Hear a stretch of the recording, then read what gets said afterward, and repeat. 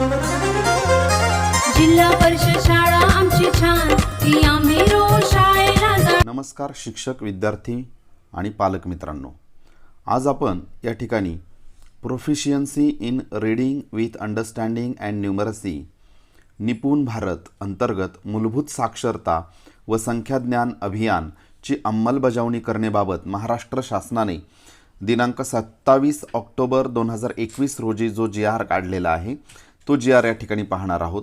कारण की मित्रांनो 2026-27 पर्यंत इयत्ता 3रीच्या वर्गातील विद्यार्थ्यांना ज्या काही मूलभूत क्षमता, अगदी पायाभूत साक्षरता आणि संख्याज्ञान याविषयीच्या ज्या अपेक्षित आहेत त्या कशा प्राप्त करायच्या याविषयीचं मार्गदर्शन सदर GR मध्ये आपल्याला महाराष्ट्र शासनाने केलेलं आहे आणि ते राबवण्यासाठी, त्याची अंमलबजावणी करण्यासाठी शासनाने या GR मार्फत, महाराष्ट्र शासनाने या GR मार्फत आपल्याला मान्यता दिलेली आहे. चला पाहूया या GRची प्रस्तावना.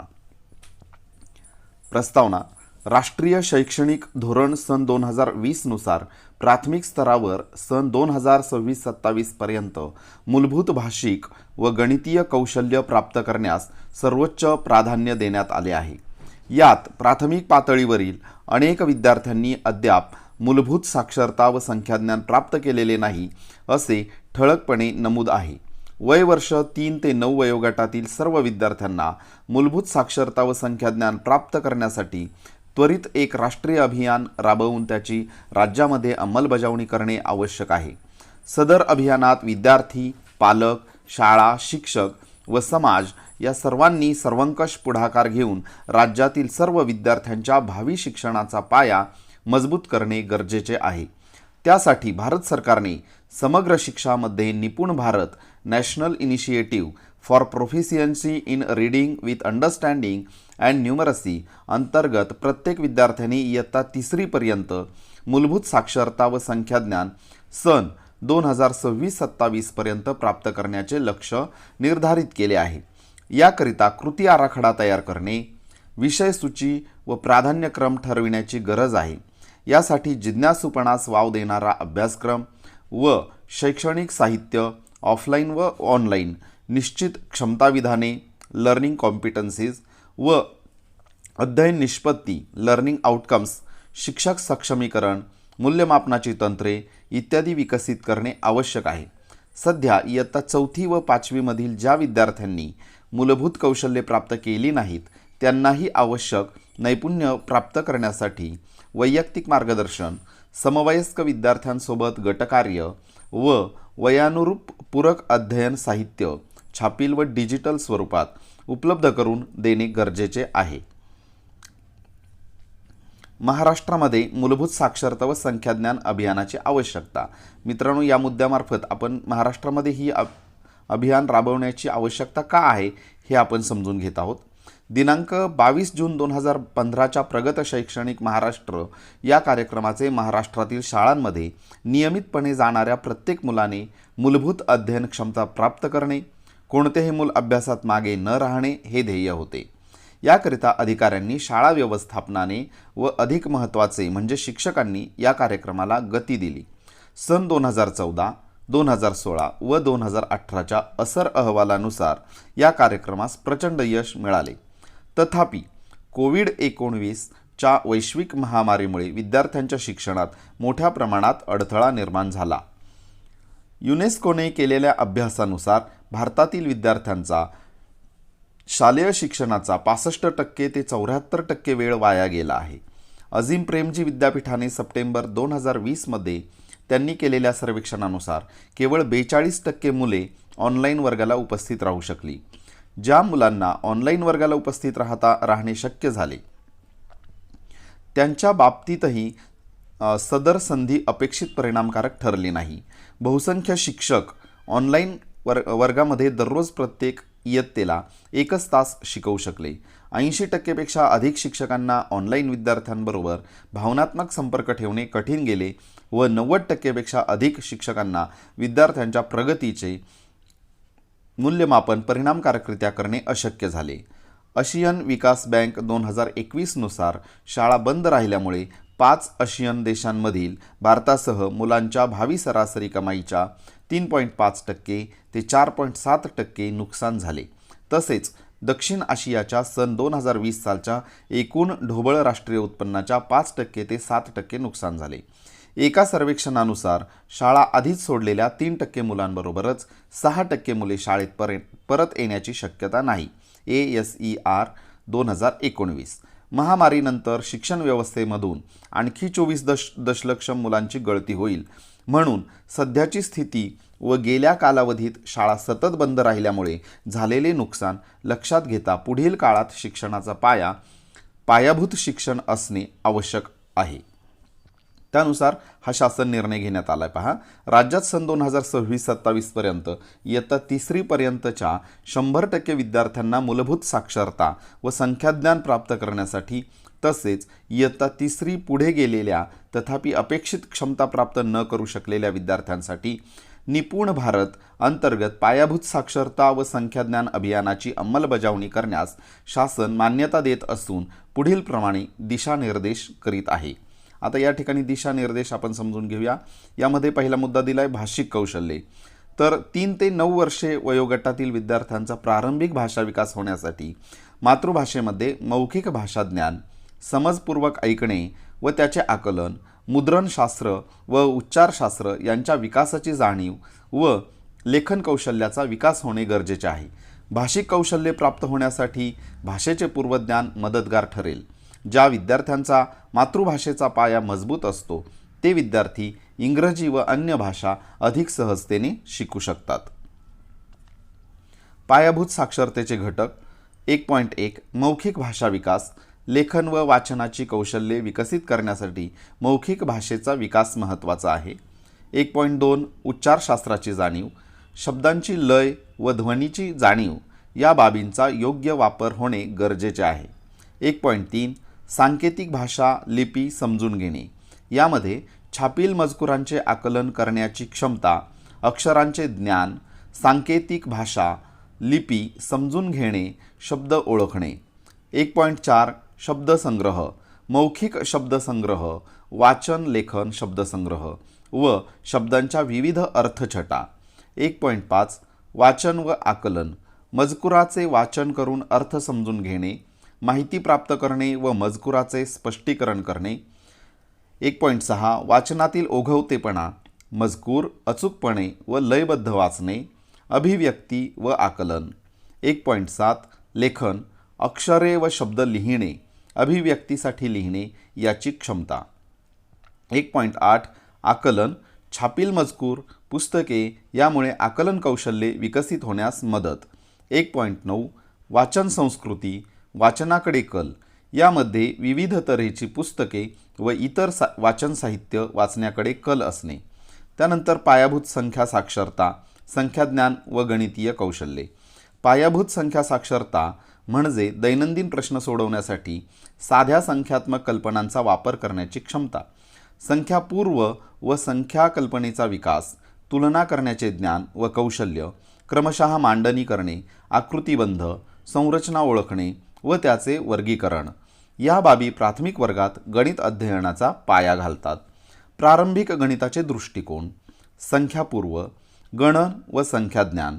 संख्या व संख्येवरील क्रिया, दशमान पद्धतीचा वापर, संख्येवरील क्रियांवर प्रभुत्व संपादन करणे, गणना करणे, 3 अंकी संख्यांची बेरीज, वजाबाकी, गुणाकार, भागाकार या गणितीय क्रिया करण्याच्या पद्धती समजावून घेणे व त्याचा उपयोग करणे, आकार व अवकाश याबाबत समजून घेणे, 3 अंकी संख्यांपर्यंतची सोपी आकडेमोड करून त्यांच्या विविध संदर्भातील दैनंदिन कार्यात उपयोग करणे, नमुना संरचना, आकार व अवकाशातील वस्तू समजून घेण्यासाठी संबंधित शब्दसंग्रह शिकणे.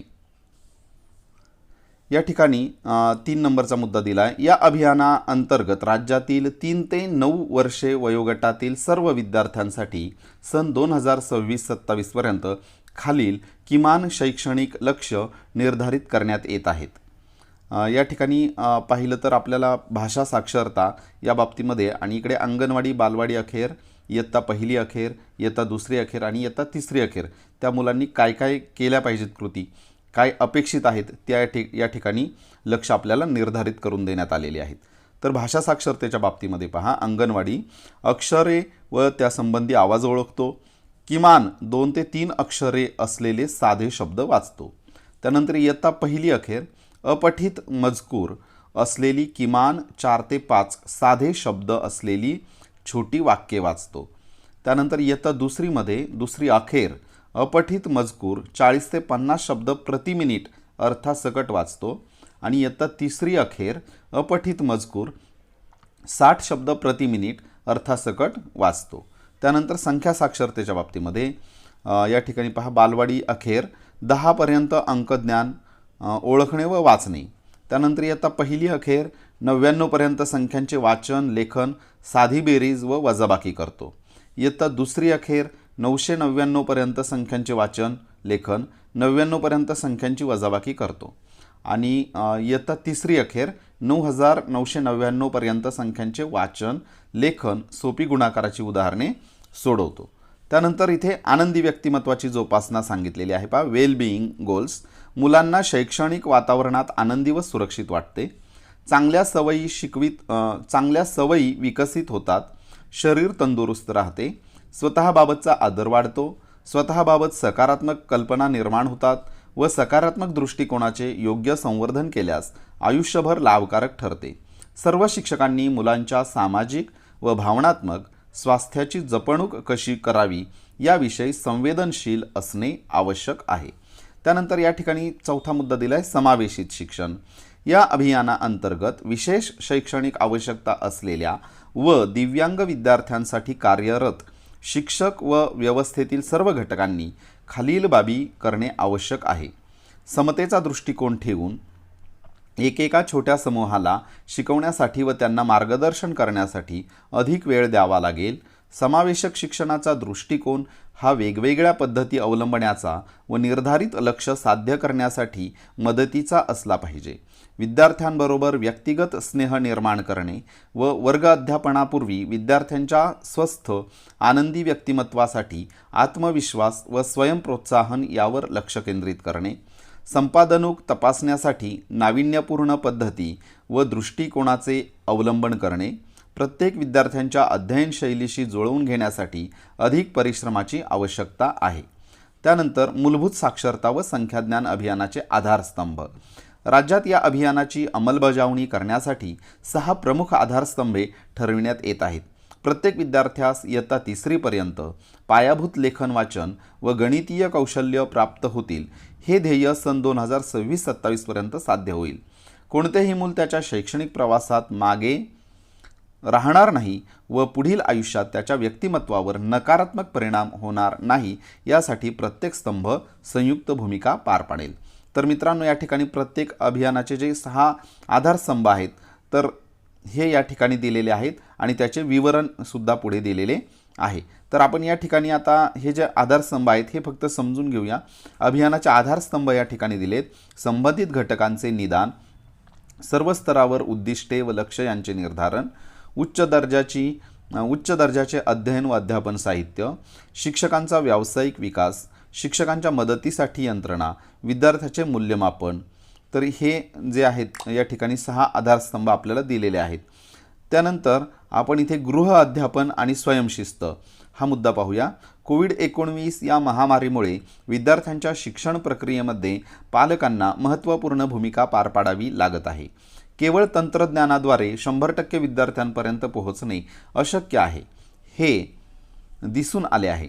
त्यासाठी ऑफलाईन पद्धतीने विद्यार्थ्यांना सक्षम करण्यासाठी नवीन पद्धतीचा वापर केला पाहिजे. विद्यार्थ्यांनी घरी शिकणे यामध्ये पालकांची भूमिका महत्त्वाची आहे. त्यासाठी शाळेने तसेच पालकांनी भरपूर छापील साहित्य उपलब्ध करून दिले पाहिजे. जलद वाचन, संख्या साक्षरता व पाढे यासाठी वाचन साहित्य व कार्यपुस्तिका इत्यादी सामग्री शाळेत आणि घरी मोठ्या प्रमाणात उपलब्ध करून देण्यासाठी समग्र शिक्षा, स्टार्स प्रकल्प व स्थानिक स्वराज्य संस्था पुरेशी तरतूद उपलब्ध करतील. जिल्हा शिक्षण व प्रशिक्षण संस्था ही गट व ग्रामपंचायत यांना छापील साहित्य व सराव तक्ते तयार करून विद्यार्थ्यांना देण्यासाठी CSR व अशासकीय संस्था NGO यांची मदत घेण्यात येईल. संगणक व भ्रमणध्वनी, मोबाईल यांचा शिक्षणात वापर करावा लागेल. मात्र दुर्गम भागातील विद्यार्थी व संगणक साक्षर विद्यार्थी यांच्यातील दरी कमी करावी लागेल. शाळेच्या ग्रंथालयातून छोटी गोष्टींची पुस्तके, अध्यापन अध्ययन साहित्य या आधारे पालक मुलांबरोबर घरी नियमितपणे कोणत्या कृती करू शकतात याची यादी तयार करून पालकांना प्रोत्साहन दिले जाऊ शकते. यासाठी खालील उपक्रम आयोजित करता येतील.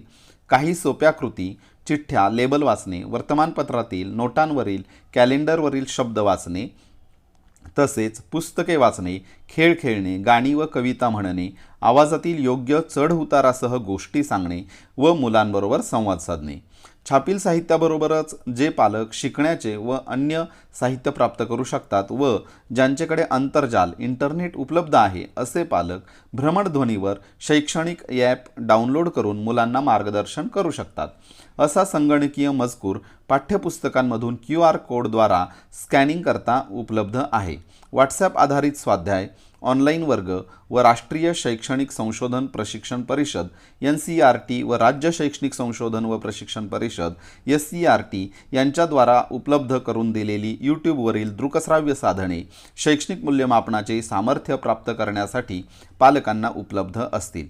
त्याचप्रमाणे पालकांनी मुलांना प्रसारमाध्यमे, मास मीडिया, दूरदर्शन, रेडिओ यावरील कार्यक्रम व दूरध्वनीद्वारे परस्पर संपर्क, ध्वनिवर्धकावर मोठ्याने वाचन 2-3 मुलांच्या गटामध्ये याचा वापर करायला प्रोत्साहन दिले पाहिजे. गाव, मोहल्ला, वस्ती या स्तरावर ग्राम शिक्षण मंडळे गठीत करून यामध्ये लहान मुलांमध्ये वाचन, आकलन, लेखन व संख्या आकलन सुधारावे. यासाठी गावातील उच्च माध्यमिक स्तरावरील पदवीधर विद्यार्थी आणि लहान मुलांच्या छोट्या छोट्या गटामध्ये चर्चा घडवून आणता येतील. सहाध्यायी शिक्षण व गट शिक्षण म्हणजे भावंडे किंवा जवळचे मित्र याबरोबर शिक्षण याद्वारे स्वयंशिक्षणाला प्रोत्साहन देता येईल. त्यानंतर राज्य, जिल्हा स्तरावरून सुरू केलेल्या शैक्षणिक उपक्रमांमध्ये विद्यार्थ्यांच्या सहभागी, त्यांना प्रोत्साहन व पाठिंबा देणे यासाठी पालकांचे सक्षमीकरण करावे. गुगल रीड अलॉंग, पिंटरेस्ट, शब्द जुळवणे, खेळ इत्यादी ॲपचा उपयोग करून ओघवते वाचन करण्याची क्षमता वृद्धिंगत करता येईल. त्यातून विद्यार्थ्यांची ओघवत्या वाचनामधील प्रगती पाहता येईल. त्यानंतर या ठिकाणी सुकाणू समितीचे गठन, भूमिका व जबाबदारी इथे स्पष्ट केलेली आहे. मूलभूत साक्षरता व संख्याज्ञान अभियानाच्या प्रभावी अंमलबजावणीसाठी राज्य व जिल्हा पातळीवरील सुकाणू समिती गठीत करण्यात येत आहे. किमान 3 महिन्यातून एक बैठक घेऊन सदर समिती मूलभूत साक्षरता व संख्याज्ञान या अभियानाचे दिशादर्शन करील. राज्य व जिल्हा स्तरावरील सुकाणू समित्यांची रचना खालीलप्रमाणे असेल.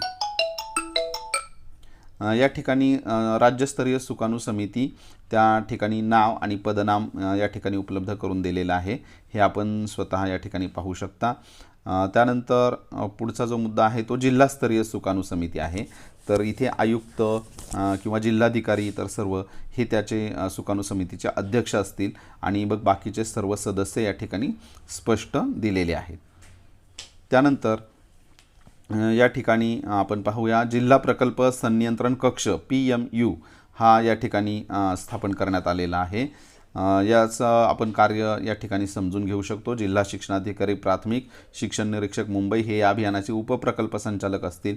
गट व शहर साधन केंद्र स्तरावर कार्यरत 6 विषय साधन व्यक्तींपैकी एका साधन व्यक्तीची पूर्णवेळ नोडल व्यक्ती म्हणून ते नियुक्ती करतील. जिल्हास्तरीय कक्षासाठी गरजेनुसार समग्र शिक्षा अंतर्गत जिल्हा व तालुका स्तरावरील संगणक प्रोग्रामर तसेच जिल्हा शिक्षण व प्रशिक्षण संस्थेतील विषयतज्ञ साधन व्यक्ती, समावेशित शिक्षण यांच्या सेवा, मूलभूत साक्षरता व संख्याज्ञान या अभियानाचे संचालक यांना उपलब्ध करून घेता येतील. त्यानंतर हे आहे PMU संरचना.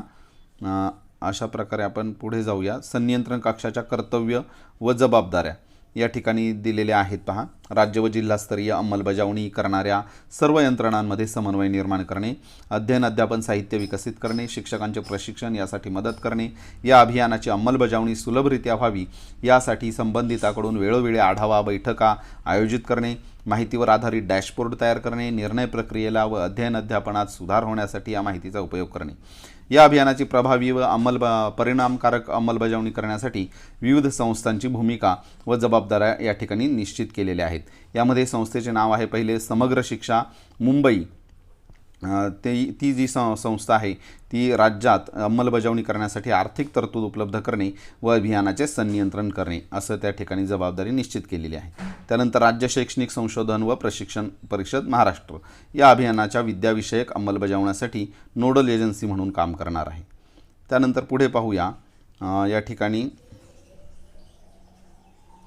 स्थानिक स्वराज्य संस्था अंमलबजावणी करण्यासाठी आर्थिक तरतूद उपलब्ध करणे व अभियानाचे संनियंत्रण करणे. जिल्हा शिक्षण व प्रशिक्षण संस्था यामध्ये शाळा शिक्षक यांना प्रशिक्षण व विद्याविषयक मदत हे या ठिकाणी दिलेलं आहे. त्यानंतर गट व केंद्र स्थापन स्तर, गट व समूह स्तरावर अंमलबजावणी करण्यासाठी यांची नियुक्ती केलेली आहे. त्यानंतर महिला व बालविकास एकात्मिक बालविकास योजना, अंगणवाडी बालसेविका सेविका मदतनीस यांना मदत. त्यानंतर ग्रामपंचायत व शालेय व्यवस्थापन समिती या ठिकाणी त्यांचं कार्य आहे स्थानिक पातळीवर शाळा व शिक्षक यांना मदत करणे. अभियानाविषयी जाणीव जागृती, माहिती शिक्षण व संपर्क, पायाभूत साक्षरता व संख्याज्ञान अभियानाविषयी अधिक जागरूकता निर्माण करण्यासाठी खालील बाबी केल्या जाव्यात. या ठिकाणी स्पष्ट उल्लेख केलेला आहे. मूलभूत साक्षरता व संख्याज्ञान अभियानाबाबत माहिती आणि निकालांचा आलेख सर्व शाळा ठळकपणे सार्वजनिक ठिकाणी प्रदर्शित करतील. सदर अभियानातून शाळेतील शिक्षणाद्वारे विषयवार व इयत्तावर प्राप्त करावयाची अध्ययन निष्पत्ती शाळेचे मुख्याध्यापक व शिक्षक यांना अवगत केल्या जातील.